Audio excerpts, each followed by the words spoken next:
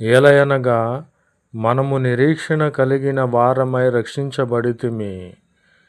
నిరీక్షింపబడినది కనబడి ఉన్నది కనుక, మహిమ మనలోనికి వచ్చి ఉన్నది కనుక, దానికోసరము మనము ఇంకా ఎదురు చూడవలసిన అవసరము లేదు. మనమింకను నిరీక్షించాల్సిన అవసరము లేదు.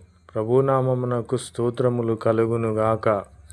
కాబట్టి మనము చూడని దాని కొరకు నిరీక్షించిన ఎడల ఓపికతో దాని కొరకు కనిపెట్టుదము.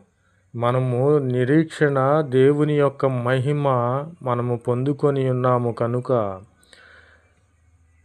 మనము చూసి ఉన్నాము, దాని కొరకు నిరీక్షించాల్సిన అవసరము లేదు.